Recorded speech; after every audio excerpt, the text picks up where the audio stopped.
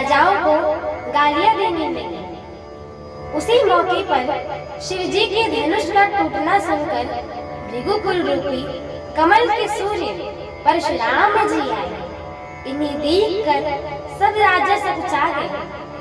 मानिए, बाज के झपट्टे मारने पर बटेर कुल छिप गए हैं, गोरे शरीर पर भस्म बड़ी फब रही है और विशाल ललाट त्रिपुंड विशेष शोभा दे रहा है। सिर पर जटा है, सुंदर मुख चंद्र क्रोध के कारण कुछ लाल हो आया है। भौहें टेढ़ी और आंखें क्रोध से लाल हो गई है। सहज ही देखते हैं तो भी ऐसा जान पड़ता है कि माने क्रोध कर रहे हैं। बैल के समान ऊंचे और पुष्ट कंधे हैं, छाती और भुजाएं विशाल है। सुंदर यज्ञोपवीत धारण किए, माला पहने और मृगचर्म लिए हैं। कमर में मुनियों का वस्त्र, वल्कल और 2 तरकस बांधी हुई है। हाथ में धनुष बाण और सुंदर कंधे पर फरसा धारण किए हुए हैं। शांत वेश है, परंतु करनी बहुत कठोर है। स्वरूप का वर्णन नहीं किया जा सकता है। मानिए, वीर रस ही मुनि का शरीर धारण करके जहाँ सब राजा लोग हैं वहाँ आ गया हूँ। परशुराम जी का भयानक वेश देखकर सब राजा भय से व्याकुल हो उठे और खड़े हो गए और पिता सहित अपना अपना नाम कह कर सब दंडवत प्रणाम करने लगे।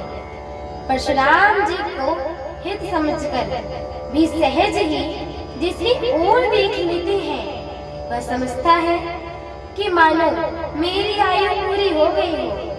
फिर जनक जी ने आकर सिर नवाकर और सीता जी को बुलाकर प्रणाम करवाया। परशुराम जी ने सीता जी को आशीर्वाद दिया। सखियां हर्षित हुई और वहां अब अधिक देर ठहरना ठीक न समझकर वे सयानी सखियां उनको अपनी मंडली में ले आई। फिर विश्वामित्र जी आकर मिले और उन्होंने दोनों भाइयों को उनके चरण कमलों पर गिरा दिया।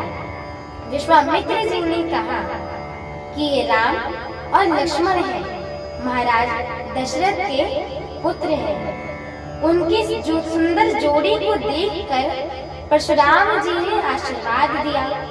कामदेव के भी मद को चुराने वाले प्रभु श्री रामचंद्र जी के अपार रूप को देखकर उनके नेत्र थके स्तब्ध हो रहे हैं। फिर सब देखकर जानते हुए भी अनजान की तरह जनक जी से पूछते हैं कि कहो, यह बड़ी भारी भीड़ कैसी है? उनके शरीर में क्रोध छा गया है।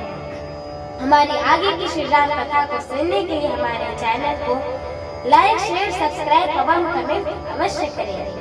एवं आप सभी भक्तगणों से हम दोनों बहनों का एक छोटा सा निवेदन है कि कृपया आप सभी हमारे श्री रामचरितमानस जी का यह पाठ पूरा सुना करें, क्योंकि ये जो श्री रामचरितमानस जी है ना, इनकी एक एक चौपाइयाँ, एक एक शब्द एवं एक एक अक्षर महामंत्र के समान होता है। और जो भी मनुष्य, नर नारी, जीव जंतु इन्हें सुनते हैं, गाते हैं, कहते हैं, श्रवण करते हैं, उनके जन्म जन्मांतर के सारे पाप नष्ट हो जाते हैं। इसीलिए एक बार जोर से बोली राघवेंद्र सरकार की जय हो, माता जानकी की जय हो, पवन सुत हनुमान की जय हो, लक्ष्मण भैया की जय हो, अयोध्या राम की जय हो। जय श्री राम।